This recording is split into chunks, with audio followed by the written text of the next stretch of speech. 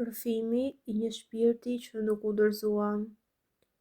Eli, të kam shumë gjanë, ti ke qenë gjithmonë pranë meje, në çdo dhimbje, në çdo sfidë që kam kaluar dhe që ende vazhdoj të kaloj. Më ke thënë shpesh, shkruaje jetën tënde, dhimbjet, dëshirat që të çlirosh shpirtin. Por unë nuk e kam bërë dot. Jam djere pafuqishme. Sot vendosa të filloj.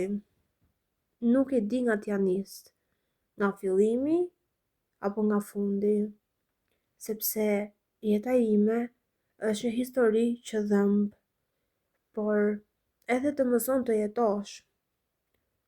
Po e nis nga fundi, nga smundja që më paralizoi gjysmën e trupit, gjysmën e kokës dhe më la një sy pa dritë. Por falenderoj Zotin sepse më la gjallë. Më la për Eltonin, për fëmijët, për niprit e mbesat, që i dua më shumë se gjithçka. Eli më ka treguar që kur linda nuk isha e dëshiruar, sepse isha vajzë, isha e pesta dhe ata prisnin një djalë. Por jeta ka mënyrat e saj të çuditshme, sepse më vonë unë u bëra më e dashura për të gjithë. Prindrit më thoshin çdo mëngjes, ti je ylli ynë, trita jon, ëngjëlli ynë, dhe unë besoja se dashuria do të zjaste për gjithmonë, por nuk zjati.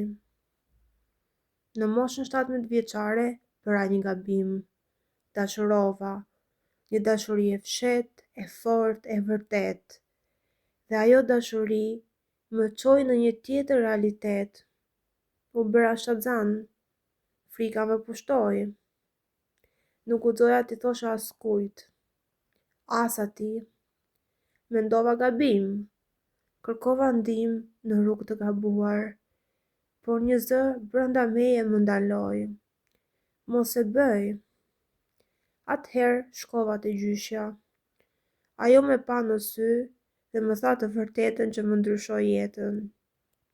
Rruga jote është vetëm një, shko tek ai. Por kur i tregova nënës, bota mu shëmb.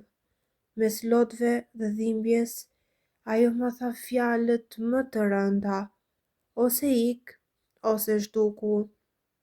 Në atë moment, zgjodha vdekjen. U nisa drejt lumit, por Zoti më ndaloi në rrugë. Përmes teje, Eli, ti më more për dore, ti më ktheve pas, ti më çove drejt jetës, dhe aty diçka ndryshoi. Eltoni më pranoi, familja ti më priti me dashuri, u martuam, dhe për herë të parë ndjeva që nuk isha vetëm. Por brenda meje dhimbja nuk u shua kurrë. Malli për familjen time më shoqëronte çdo ditë. U bëra nën, pastaj përsëri nën. Jeta ime ishte një përzierje e çuditshme, dhimbje dhe lumturi në të njëjtën zemër.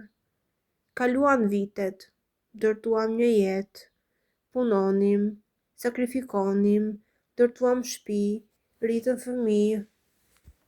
Ata u rritën, u larguan, krijuan jetën e tyre. Dhe kur mendova se më në fund erdhi qetësia, erdhi sprova më e madhe. Një ditë, pa paralajmërim, trupi më tradhtoi. Analiza, spitale, frikë. Një fjali që më ngriu shpirtin. Operacioni ka vetëm 1% shans jetë. Eli, ishte momenti kur kuptova sa shumë dua të jetoj. Operacioni u bë, po kur u zgjova, nuk isha më ajo që isha. Trupi nuk më dëgjonte, fjalët nuk dilnin, por shpirti im nuk u dorëzua. Zoti më la gjallë, por unë zgjodha të jetoj. Sot jetoj me këtë trup të lodhur, për me një zemër që re fort për ata që dua. Jam në Francë, pra fëmijëve, nipërve e mbesave, dhe çdo ditë mësoj të jetoj përsëri, me dhimbjen time, por edhe me mirënjohje. Eli, kjo është vetëm një pjesë e historisë time. Kam shumë për të thënë, por këto janë plagët që më kanë lënduar dhe më kanë bërë më të fortë.